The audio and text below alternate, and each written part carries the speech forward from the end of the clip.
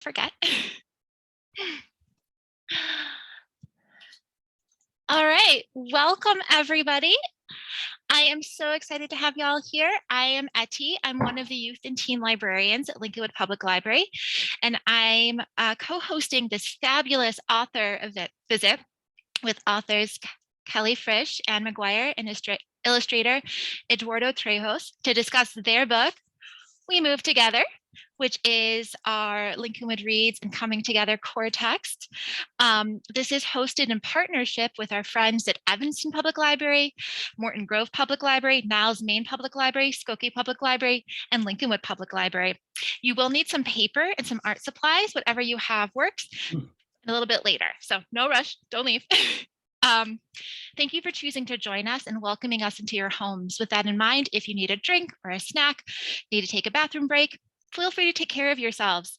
For this program, you'll be off camera, but please use the chat if you have questions or want to engage in our discussion or share your thoughts. By attending this program, you agree to follow our library's behavior policy, which basically means being respectful and helping make our honored guests feel welcome. Anyone who doesn't follow our behavior policy will have to leave. So let's work together to make this a great environment for everybody. We have some friends here who will be helping us out in the chat, some friends from our local libraries. And I will be here if you have any technical issues or anything, so feel free to direct message me. We also have captions enabled in this program. And we have our wonderful ASL interpreter, Walter, who is here with us. So thank you so much. And now, what you came here for, our fantastic authors of We Move Together, Kelly Fritsch, Anne McGuire, and Eduardo Trejos. Hi, everyone. Hello. Okay, I'm going to share my screen.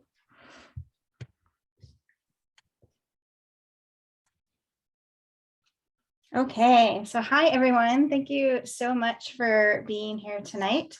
I'm Kelly and I am one of the authors of We Move Together.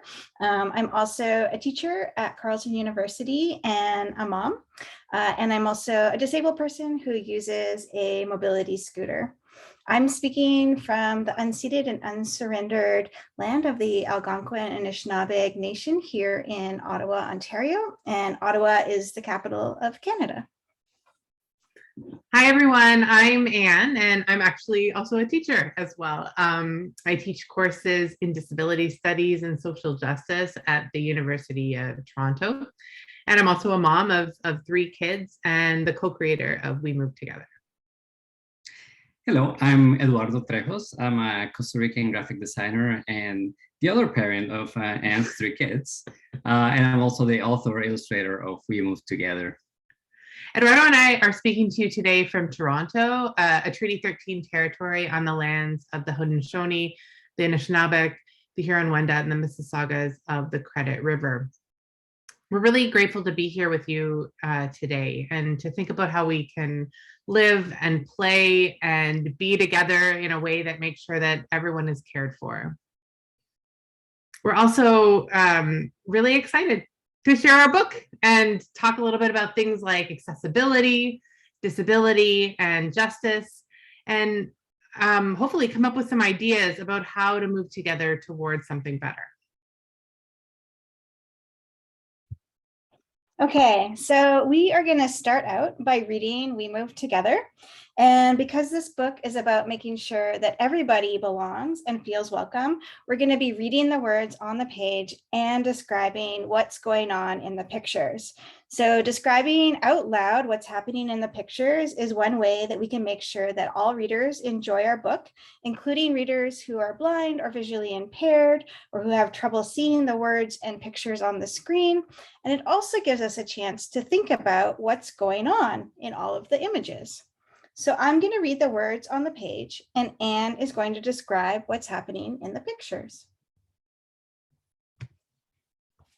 Okay, so on the screen is the book cover and it's bright orange and it shows 5 sets of legs.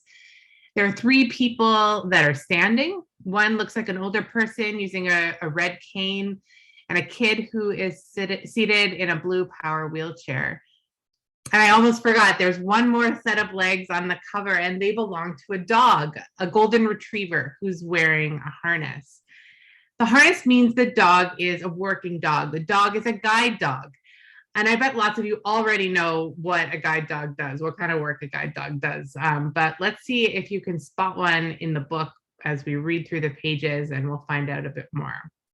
So below all of these legs on the book's cover is the title, We Move Together.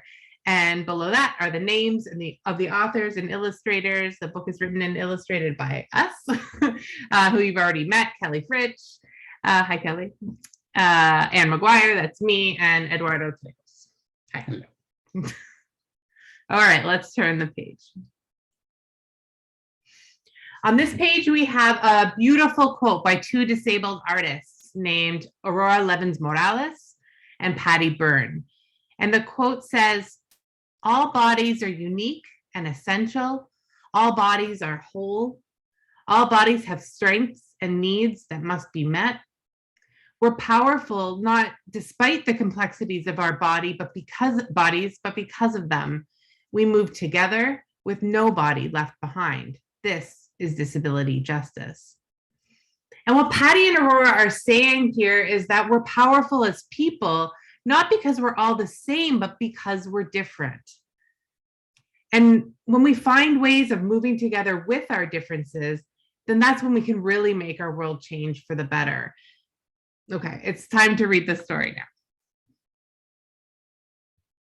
We move fast. Look at all the ways the kids are moving together through the park.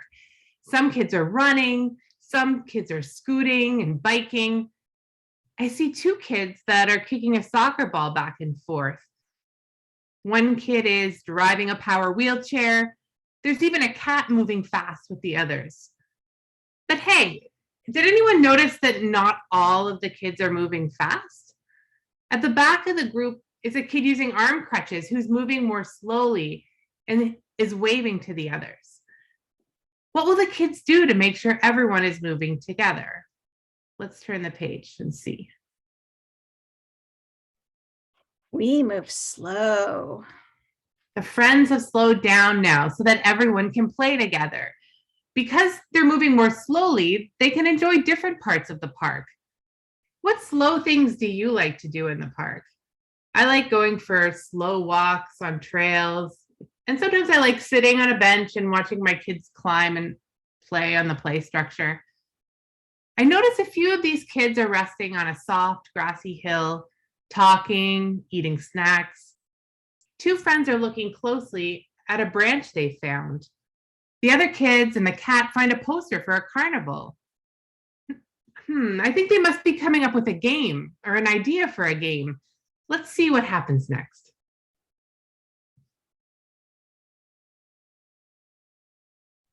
We move together. The kids were inspired by the carnival poster, and now they're playing a new game that everyone can play. They're parading along a city sidewalk into an imaginative dream world. The brown brick wall behind them gradually turns into a blue and purple night sky that's lit up with all kinds of yellow stars and confetti. The cement pavement magically transforms into a red carpet. The cat is becoming a ferocious tiger. One kid grows wings. The power wheelchair becomes a golden chariot. One kid is using their arm crutch to hold up a brilliant yellow banner which reads, "We move together." Sometimes we have to wait. So many people are waiting on a city bus that's pulled over to pick up some passengers. Have you ever had to wait on a bus before? I have. Sometimes I get tired and even bored, especially when things take a really long time, like when there's lots of traffic or when the bus is super crowded or when the ramp takes a long time to go down. I wonder how the people in the bus are feeling. I see a man with a big beard who's holding a crying baby. What do you think he's feeling? One person's checking their watch. There's another person scrolling on their cell phone, and someone is sleeping. I know Eduardo likes to sleep on the bus. Yeah. Hey, I see one of our friends on the bus too, holding a jar with a caterpillar and waving out the bus window to the kid in the power wheelchair and her grandmother, who are waiting for the ramp to come down. The ramp makes it possible for the wheelchair user and her grandmother to board the bus. Everyone has to wait in this scene, but waiting means different things to different people. Waiting can feel boring, frustrating, hard. Waiting can also feel exciting. Like butterflies, like love. We wait so we can spend time together. Our friend and her grandmother have now boarded the bus, and the others have made space for the new passengers so they can use the accessible seating area. Have you ever noticed an accessible seating area on the buses that you've been on? Most buses and subways have them. Their seats are reserved for people who are using canes, scooters, or wheelchairs, for older people or pregnant people, or people who just need to sit down and rest when they're on the bus. When something is accessible, it means lots of different people can use it. Accessible seats help make sure more people can use the bus. Waiting on a crowded bus while the ramp goes down can be boring and hard. But here, it meant that the kids could meet up with each other and be together on the bus.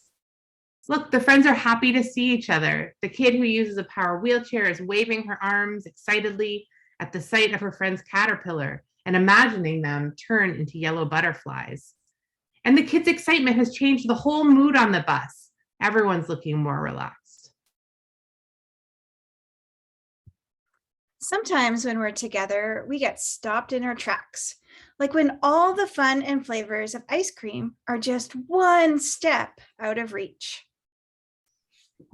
There's a family in this scene who's trying to get into the ice cream shop so they can enjoy some delicious ice cream with their friends, but they can't get in. Do you notice anything about the ice cream shop? Why can't the family get in? Yep, there's one step to get into the shop, and one of the family members uses a scooter to move around, and scooters can't use steps. The whole family looks pretty frustrated by this, don't they? It's pretty unfair when a place isn't welcoming to people who move using wheelchairs or scooters or walkers. What do you think they could do to fix the problem of the ice cream shop step? They need to do something to make it fair so that everyone can go in and look around and pick out their ice cream cones. We notice when things are unfair, and it helps us get creative. We make plans. We solve problems. I see lots and lots of people working together in this scene. Everyone's busy designing and building ramps that will make sure that more people can enjoy the ice cream shop. Some people are working on plans. Some people are cutting wood using saws and glue and drills.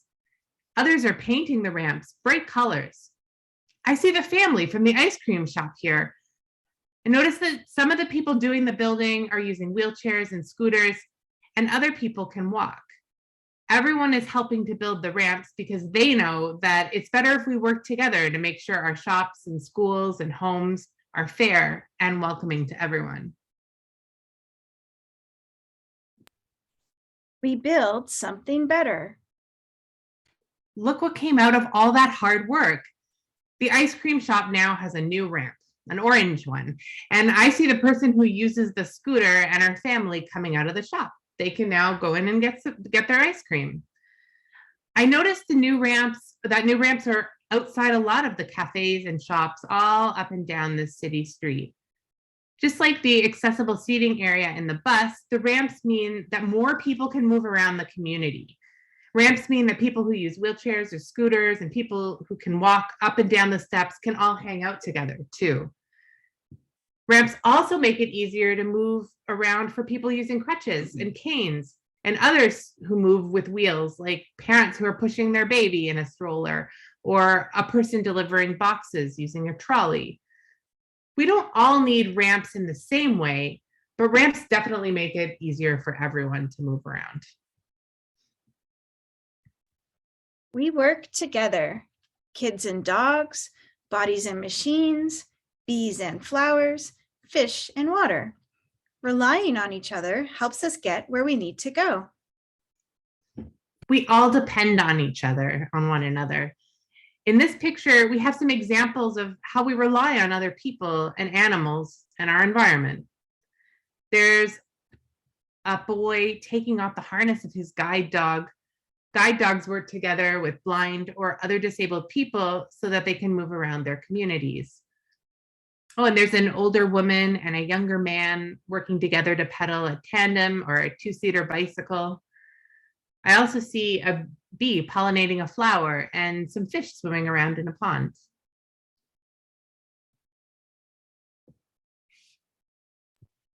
Sometimes we find ourselves in unfamiliar places. We wonder, we get curious.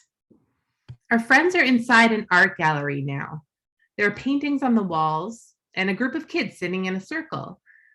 The woman wearing the pink fluffy vest is smiling and using her hands to talk. Does anyone know what language she's using? I bet some of you guessed it. She's talking to the kids using American Sign Language, or ASL for short. Across the room, another kid looks over at the kid sitting on the floor, kid in the green shirt. I think he's curious about sign language. I wonder where his curiosity will take him. We might have more questions than answers. The kid from the gallery did have lots of questions about sign language, and so he and his friends decided to learn some more. And a great place, maybe the best place to learn about new things is, of course, the library. Who here loves going to the library? Some of you are at the library. The library is one of my favorite places to be. I noticed that the kids have found all kinds of books about sign language and deaf culture. And I see kids looking up information on the internet, and two of the friends are talking together using a communication pad. There are so many ways to communicate, and when you learn a new language, you might just make a new friend. Our questions can help us learn to do things differently and discover new ways of understanding each other. It sure is busy in the grocery store. People are picking out their food and paying for their groceries at the cash register.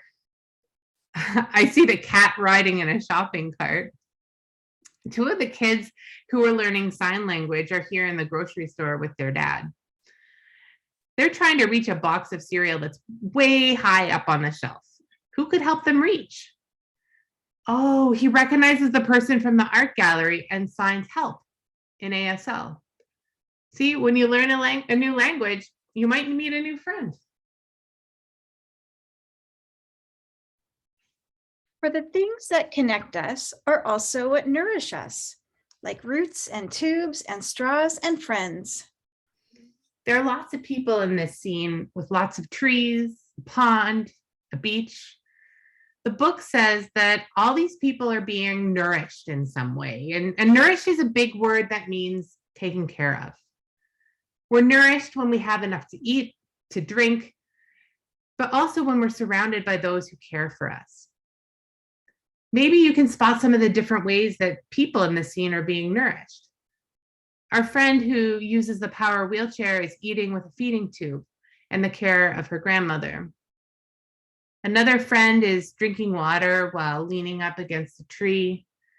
And look, another kid is drinking from a cup with a straw that's being held by their friend. And in the background, a mother breastfeeds her baby. In the pond, some people are floating, swimming, splashing, and wading around in the water, and others are playing and resting in the sand. The big tree at the center of the picture reaches its branches out wide, providing everyone with shade and shelter. And these things that connect us are often what challenge us. Sometimes we disagree about how to be together. Solving one problem can create another, and we don't always know how to make things better. In this scene, a group of children are sitting and lying on the ground making signs about climate change on big pieces of paper. They're surrounded by paint and paintbrushes, markers, crutches, the cat. Some of the signs say things like, disability justice is climate justice, and like the ocean, we rise. Other signs say things like, keep the sea plastic free, and say no to straws. Three of the kids look upset. in the center there. Can you guess why? They're upset because they have different ideas about how to solve the problem of plastic pollution. One of our friends has a sign that says, "Skip the straw, save the planet." He thinks the best way to keep our oceans clean and help the planet is by banning plastic straws.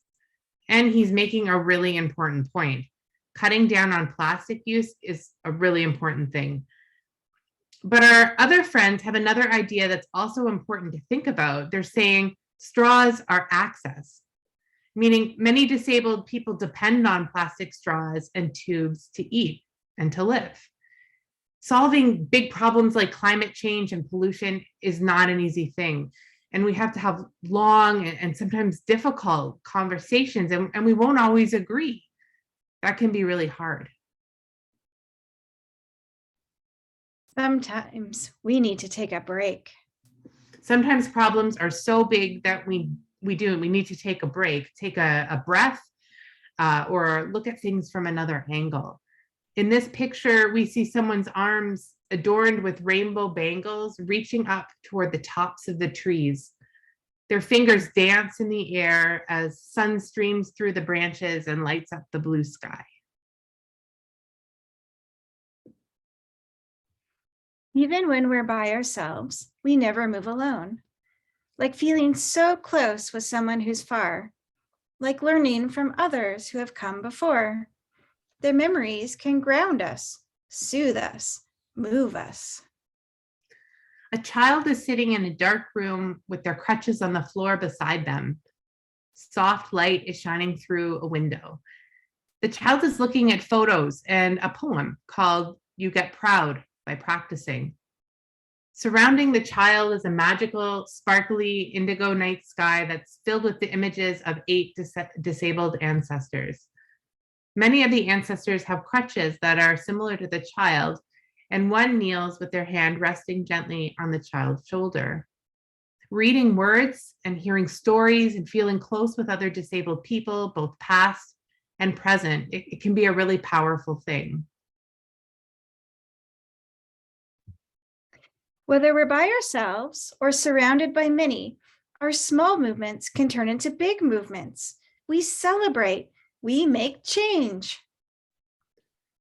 There's a big gathering of people in the city, and many of the people are visibly disabled.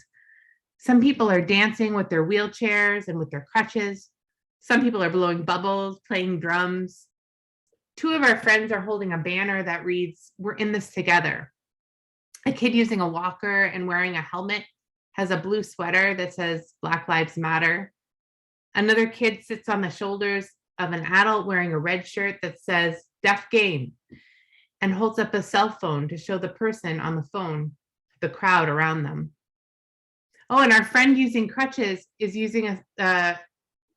holding a sign that says "Nothing about us without us." And our friend is wearing sound canceling headphones, and they're holding up a sign that says "Access is love." A person wearing a t-shirt that says "Water is life" raises his fist in the air. We move together. In a big park, it's fall. The sun is setting, lighting up the sky, and the leaves fall from 3 big trees. There are lots of people in the park, as well as a guide dog and a cat. There are young people wearing coats, harvesting vegetables from community garden boxes. The cat is rolling happily in the fallen leaves. There are people scootering and biking and walking, jogging down a path. Behind the path, there are people playing on the play structure. Some people are having a barbecue, someone's flying a kite, and a couple is cuddling on a bench drinking coffee. All these people make up a community, and community means that we're in this together. Moving together with other disabled people and our allies, we can imagine and work toward building a better world and future. And that is the end of our book. Thank you, Annie. I really hope that you liked our book. Our friends in the book were doing a lot of work in their communities to make things more accessible and more welcoming to more people. Sometimes access work is a huge job, and it can take years or even decades of hard work by many, many people before things really change. Things like getting lost paths or retrofitting buildings. Sometimes access work is actually pretty simple or straightforward, and change can happen right away. For example, noticing or moving objects that might be blocking doorways or hallways at school, or changing how we play a game to make sure that everyone can join in. Let's talk some more about how to make things more accessible in our schools and communities. And we also have a fun craft to do together. So here's what you're gonna need for the craft. You're gonna need an access is activity sheet. If you don't have one, don't worry about it. All you really need is a piece of paper, and you can write the words access is on it. Make sure you leave some blank space so you can draw or write what access means to you. You're gonna need a pen or a pencil, or markers, crayons, pencil crayons, whatever you have, anything else that will help you draw or decorate your sheet. And while we're sharing our ideas about how to make communities more accessible, maybe think about what access means to you, and create your access is poster. You can work on it by yourself, or if you like, you can work on it with a friend, with a sibling, your parents, your partner, whoever, and we'll have time to share what we've come up with at the end.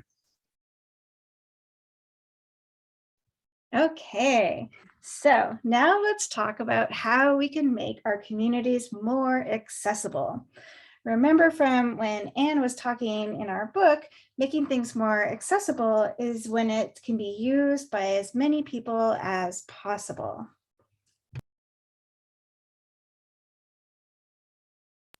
So this checklist we've made can help us spot some of the ways our neighborhood or communities have been built to be more accessible.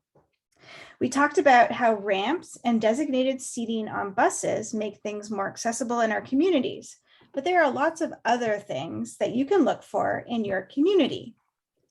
Ramps are great, but some buildings are built to be accessible from the start, like this flat barrier-free entrance. That's even better. Public benches, like this one in the book, also make things more accessible.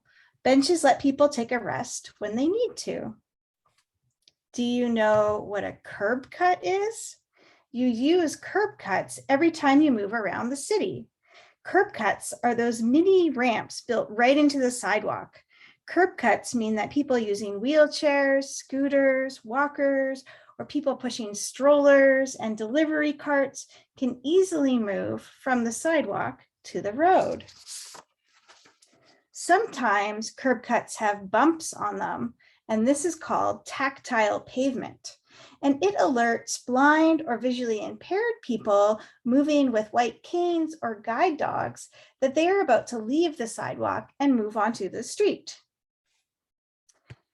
Have you ever noticed that when you press the button at the crosswalk, it makes a chirping sound when it's time to cross the street?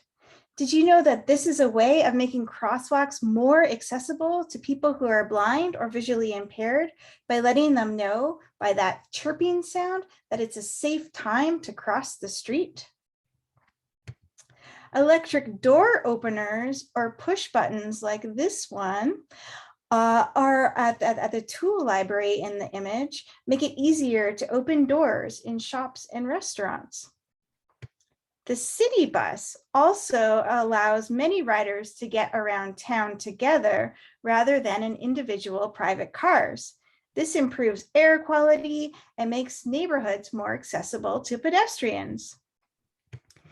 Even the street lights can help make our city more accessible. They help all of us navigate the city when it's dark.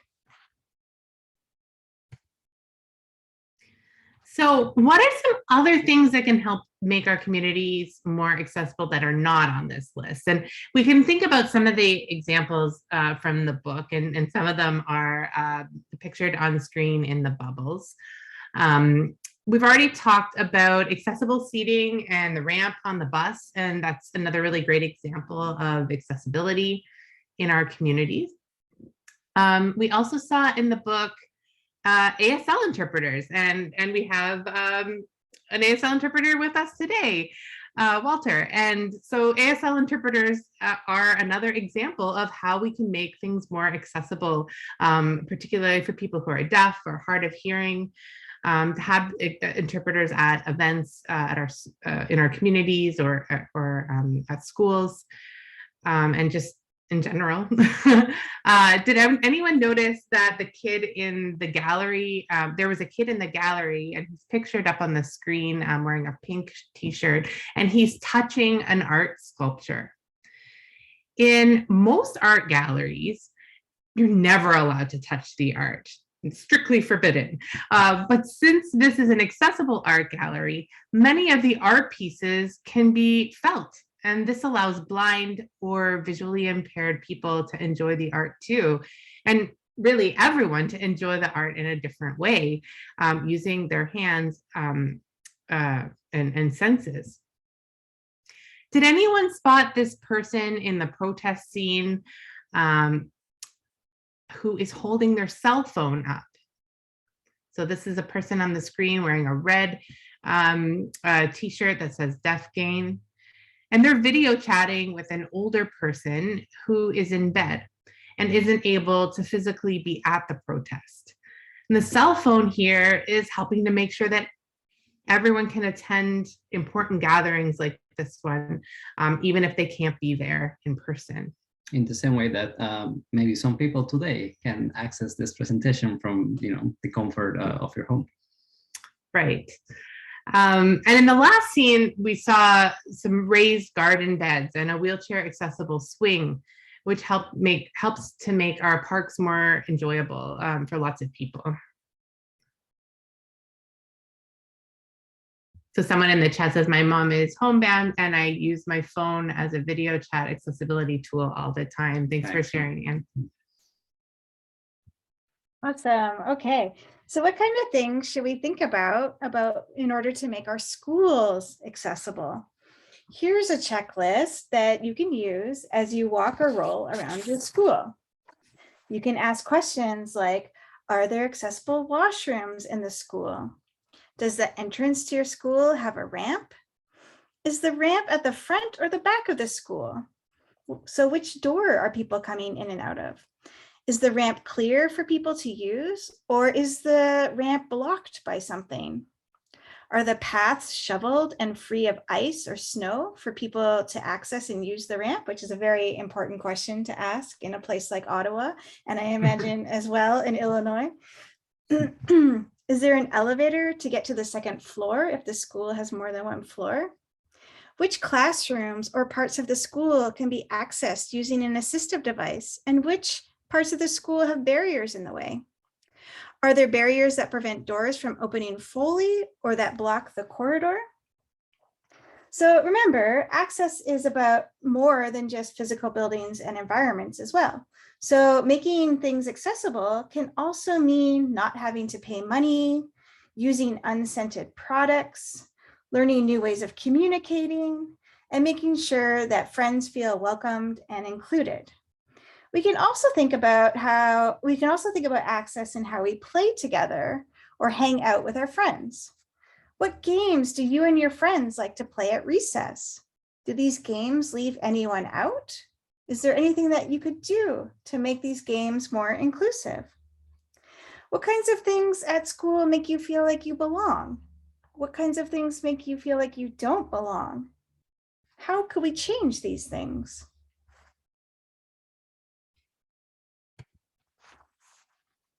Now that we know what to look for when we're looking for accessibility, what do we notice if things aren't accessible in our communities and our schools? How can we make those changes? In the book, the characters build a ramp for the ice cream shop. They knew that one way to make access is to work together with people in our community. What are some other ways? Well, one way is that we could talk to our teachers, our principals, our city councilors, or even the mayor. We could write letters. We could do fundraising. We could create a petition and gather signatures that demands change. We could even organize a protest. These are all really good ways of making change, but first we need to know what we're asking for when we want access. Okay, so now we're going to share our Access is posters. And we'll go first, us, Kelly and Eduardo, who's right back with us. We had to step out because we have children who needed access to us for a second.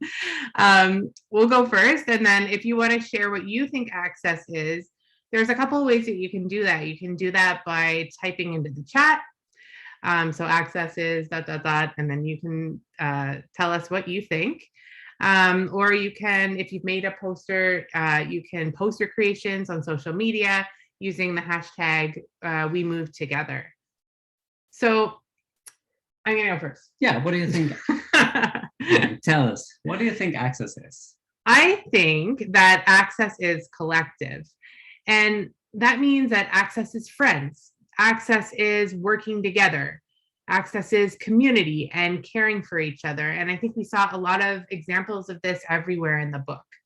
The kids and the grown-ups throughout the book they couldn't make their communities more accessible alone, right? They needed everyone to work together to first of all notice the places or the behaviors that were inaccessible to people.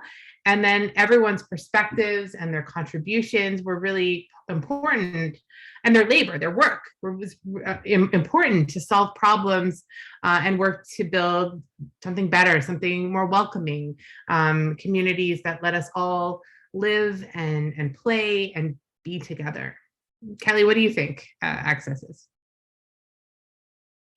Well, you can tell I'm not the illustrator of the book, but I think that access is hard.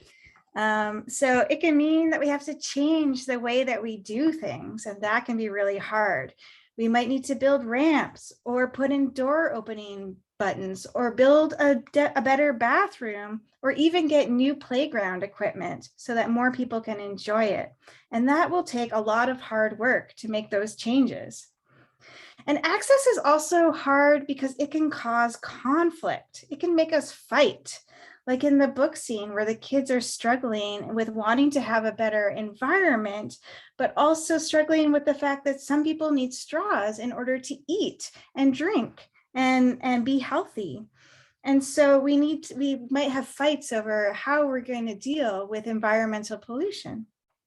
So it can be really hard to solve our conflicts to make sure that everybody feels safe and cared for. And access can be hard because we might not know how to solve those conflicts. Hey, Eduardo, what do you think access is? It's so great that you said hard, Kelly, because I think access is creative. And being creative can help us navigate the ways that it is hard. Part of what makes access work so hard is that it's work that is never finished. Barriers are everywhere. And so sometimes we need to get creative. In the book, the community ramps are a good example of this creativity. Our friends noticed the barrier and they worked together to come up with a new and creative solution that really worked wonderfully to solve the problem. So we have access is collective, access is hard, and access is creative. These are all great examples of what access is. We have it in the chat. Someone is saying access is putting the community first over the individual. When we care for one another, we all benefit. That is excellent. That is great. Yeah. Someone says my 6-year-old wrote, "No access, no justice." Oh, isn't that amazing? Interesting. That's great. Yes, access is essential. Absolutely. These are great ideas. Thank you for sharing this. Again, if you're still working on your sheet, no worries. You can share it with us anytime. We'd love to see those and hear your ideas. Some disabled activists like Alice Wong and Mia Mingus and Sandy Ho say that access is love, and it's so true. Access is love, and making something accessible is a lovely way of making sure that we all belong and feel included and cared for. Okay, so again, just want to reiterate, if you still want to work on it, no worries, take all the time that you need. You can email us your pictures at hello@wemovetogether.ca. You can tag us on Instagram or on Twitter with at WMT book, or share them with the hashtag #WeMoveTogether. And thank you so much for joining us today. We've had a great time. Yeah, thank you. And if anyone has any questions for us, we'd love to if that's okay with the organizers, we'd love to hear from you. We still have a little bit of time left, I think, to hear from folks if there are questions or comments. We're here. That was wonderful, y'all. I guess I can share my access is sign. I wrote access is collective justice. So I think I remixed some of the things you said, and then I put some stickers that says anything is possible, team magic, let's do this, and love on the bottom. So Nice. I love this activity. It's so powerful and works for all ages. And that's what I love about your book, is that it's so great for, from our littles to college students to grownups. Like, we all can get so much from your book. Let's see if anybody has any questions, feel free to put them in the chat and we'll get to those. I see a comment. First question from Ariane, is there a next book in the pipeline? Will we see more from y'all? Please. No pressure. If there is anything that you're working on together or individually. Yeah, Anne and I are currently working on a book for grownups as part of our academic work at the university. But we have also been brainstorming some ideas for another children's book for the three of us to continue to work together, because it's been a really positive experience, and we've loved doing events like this and getting a chance to talk with kids and families and community members about disability. And we're really passionate about this topic. So yeah, we have a few ideas, but nothing on the way to press yet. Well, we are here for it, and we'll buy it whenever it comes out at the time that is right for y'all. Like, especially, like, I know part of like your origin story, maybe you can talk a little bit about this, is creating things, for kids, for your kids, to have these conversations. There's really nothing else like We Move Together out there. And so that's been so helpful for us as educators, as caregivers, as librarians, to be able to engage in these conversations. So I'm so grateful for y'all. But maybe, did you want to talk a little bit about the origins of this book and why y'all decided to work on it? Well, that's why the question of like next book is such a loaded question, because it took us a long time. Like, it was a very long kind of labor of love, really. Like, but like we, I think, had our first idea for doing this. I don't know, maybe like 4 or 5 years ago, and have been working on it over the course of, at least 4 years, from the kind of first idea to when the book first came out last April. And, Kelly and I both work at universities in disability studies and engage in disability activism in different forms. And yeah, we have young children, and there were no books that we could find that we wanted, that were engaging in the kinds of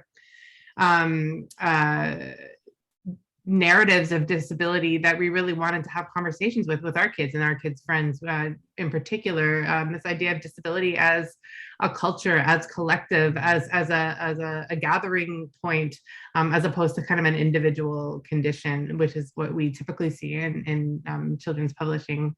And so we wanted to kind of write this book with that in mind. And then Kelly and I were kind of strategizing on this, and Eduardo, we said, Eduardo, do you think you could come on board and do the illustrations? And at first, Eduardo was the illustrator, and then very quickly, I think the three of us started moving together in the sense of like Kelly and I, also had never written a children's book before, and so we're kind of coming up with some text and sending it to Eduardo, who's kind of mocking up the illustrations and then sending it back to us. And then we're like, oh, maybe the text doesn't work. So we were changing our text in response to the kinds of illustrations that Eduardo was generating.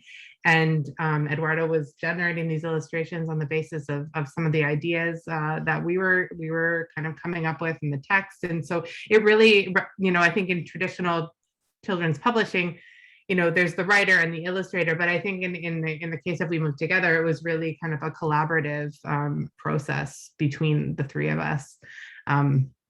Yeah, it was truly collaborative.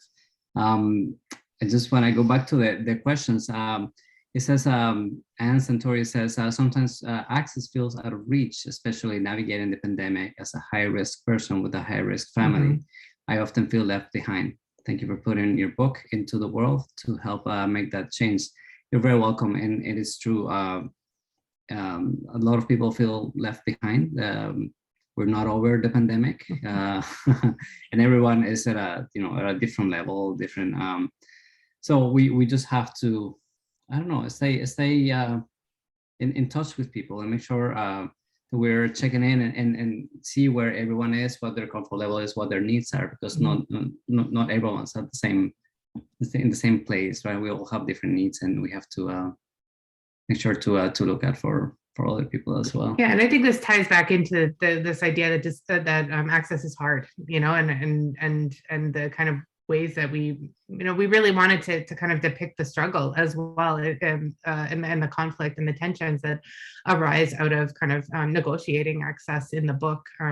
Even in that scene where sometimes we need to take a break, sometimes it doesn't work, and there isn't kind of an immediate solution, and there needs to be kind of that moving away for a while, and so hopefully the book kind of does the work of engaging, the beauty of access and the easy moments as well as the more difficult moments as well.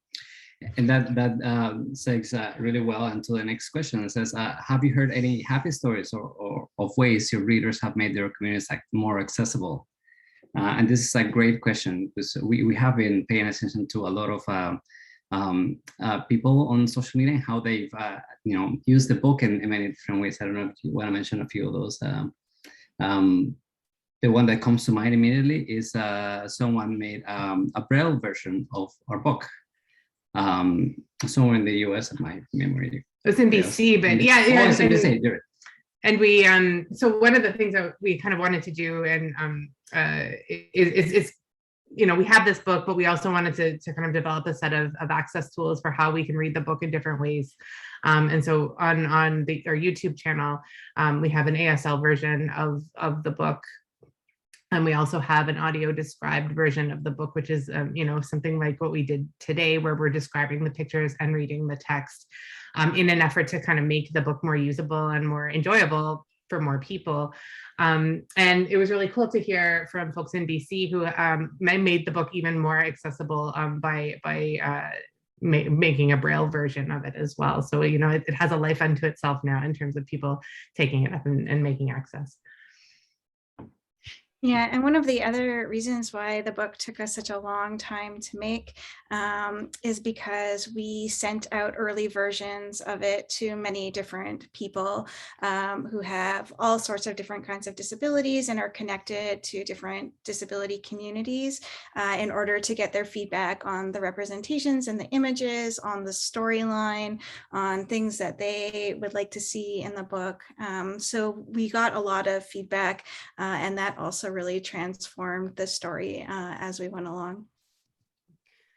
And just another quick comment is one of the things that we've been seeing a lot on social media and hearing about as well is the ways that the book is being used in schools, and so things like the school the community accessibility checklist, or the ideas for how to make our schools more accessible. Students have been creating and designing accessible playgrounds in their schools, and all kinds of other things that are happening in the classroom. And that's been really exciting to learn about in here. Okay, Sylvia Rodriguez says, just comment, not sure if the child depicted at the lake was supposed to be autistic or have CP, but I had never seen an illustration where I could recognize the way my older son's hands move and look. It was so exciting. Representation is important. Thanks, and thank you, Sylvia. That's a lovely comment. We did work really hard to represent many different people, abilities, and everything in the book, because you're absolutely right, representation matters, and that was the case in that particular spread. Yeah, we wanted that spread to, you know, sometimes you take a break to be a depiction of you know, of someone taking a break, with someone centering themselves, someone taking care of themselves, someone stimming, and so that is a good eye.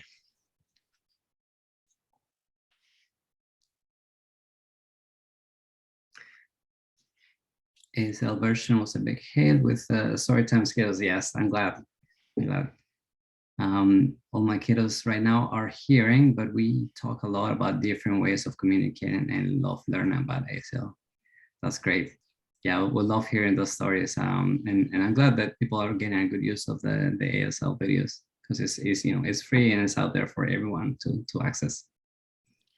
Yeah, and then up on in the chat, thank you for posting the access tool, the link to the access tools. And there's also, and I'll post it in a second, or if someone else has it ready to hand. We have an education guide as well that is also free on our website, with just some ideas for how to spark discussion around the illustrations in the book. And there's a lot of activities too, including educator's guide there. Thank you. A lot of activities too, including you know, some ASL decoding activities, and how to build, design and build an accessible city, and things like that can be you know, the basis of you know, class projects, as well as, you know, stuff that's happening at the library as well. There's I feel also, like, sorry, again. Go ahead. Oh no, go ahead, Kelly. Okay. There's also an exclusive interview with Lulu the Cat on our website. So if any of you are fans of the cat that appears in the book, you can read more about Lulu's life. Yeah, the cat appears on almost every scene, or in almost every scene in the book. I love that as a through line, and that's such a child-centered way of approaching. Like, was that something y'all decided from the beginning of creating the book? Because like you got in their heads, like, we of course are going to look for the cat in every spread. Child-centered. This is my favorite part of all. True. Research and find is like my favorite. But yeah, it was definitely intentional. We wanted to, you know, engage that personal hobby of ours. From kids to grown-ups. From kids to grown-ups. We all love cats. I'm curious, like, we're talking about these big picture ideas, and here we are coming together as a community, thinking about libraries and community organizations. Do you have any things you'd like to see for us to do to take action to make change, to increase accessibility and push for inclusion? I feel like you've given us lots of ideas, but I'm wondering if there's things you think like you would like us to be doing. I know it's a big question. Well, yeah, I mean, I think like a lot of the things that we talked about in the, you know, about moving through your school and looking for kind of barriers, big and small, or thinking about like where the access entry is, and why is it at the back, or what would it mean to have it at the front, or push buttons and things like that. I think that's an exercise that translates really well into libraries. One of the things that we noticed, or I've noticed at my local library, is that where they shelve the books about disability, like children's books about disability, are right next to like natural disasters. like the code is the same, and so it just, even like things like to think about like Dewey Decimal System. I don't know, like how these things are kind of lumped together, and like what does that mean, and what does that communicate? So I don't know if it's the same there, but I was pretty like, wow. And what that kind of representation kind of communicates. Absolutely. You know, we want our collections to be able to have people find things, but in a ways that make sense and in a way that is not harmful. Right. Or like, are they with the other books on social justice, or is it kind of like in the like health section, and like what does that communicate and things like that? So absolutely. And also just like the physical space, like you're talking about, like going through your library and using that same school checklist and asking yourself, are there things that are really high up or very like those kinds of questions I think are really important too, that we can do together when you visit our libraries. Are there any other questions that friends have? Feel free to put them in the chat. I'm wondering, not to put you on the spot, but there are other children's books or other books that you've really enjoyed that you would recommend to our community? Again, not to put you on the spot, but if there are things that you're really loving or things that are coming out in the future that you want to let us know about. Well, you have a nice selection of them behind you, actually. The disability visibility, you know, Alice Wong's anthology that, you know, has recently come out. Yeah, sorry, Kelly, you can, I'm talking too much, so you go ahead. No, I was just going to say the exact same thing. And it's like all the books that you have right behind you, Etty, you've really picked out some really wonderful ones. So yes, Alice Wong's Disability Visibility collection of first person narratives of people's experiences with disability is really excellent. There's a version written for adults and there's a version written for younger people. Bodies Are Cool, also a really excellent book exploring all the different ways of being in a body and what it can mean to have a body. My eldest daughter loves El Defo, the graphic novel. Yeah, excellent. That's a good one. Yeah. Soon to be a television show, I hear. So. Oh, really? It's so good. Oh my gosh. Okay. I haven't seen it yet. Highly recommend. Very nice. Yeah. So I think you and your library is on the cutting edge of all the great books. Thank you. I wasn't just trying to set myself up, but I appreciate it. But like it is such like, I'm so grateful that like this came up on social media, which is the way we found it. So I think like we're very lucky that y'all are out in the world sharing this powerful book and doing your good work and talking with communities. I want to be mindful of your time and everybody's time. If there are any final questions or thoughts or things that people might have, I also would love to ask if folks have a couple minutes to give us feedback, because we love to know about people's experiences with these kinds of events. And that also helps us know that we should do this again sometime. So I'm going to put a link in the chat to fill out our survey. Again, you can do this at your time, at your convenience after the program is over. No pressure, friends. But that feedback is really helpful for us to plan future programming and to hopefully continue doing things that are virtual and hybrid to make these events welcome to everybody. So yeah, I am so grateful for all of you. It looks like I don't see any further questions in the chat. Please support your local independent bookstore and purchase many copies if we move together. Also, you can get them from your local library. We have lots and lots of copies. Yeah. Thank you, Brian. She said, thank you so much for your presentation. Thank you. And thank you so much for our community partners, our libraries who have co-hosted this event with us. So I want to make sure I get everybody's. So Evanston Public Library, Lincolnwood Public Library, Morton Grove Public Library, Niles, Maine, and Skokie Public Library. And of course, our wonderful ASL interpreter, Walter. Thank you so much. Thank you so much for having us, and thank you, Etty. Thank you. Thank you So for our wonderful creators. Here. Thank you. Thanks, everyone. Have a good night. Thank you. Bye.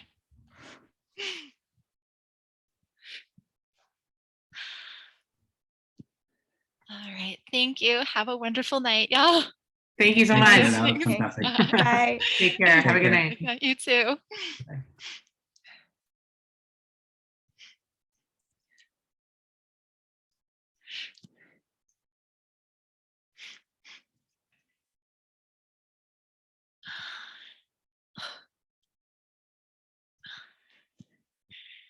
Thank you, Ariane. Thank you. Thank you all so much for joining us. I'm just trying to like save all the stuff because there's some good things that were shared tonight.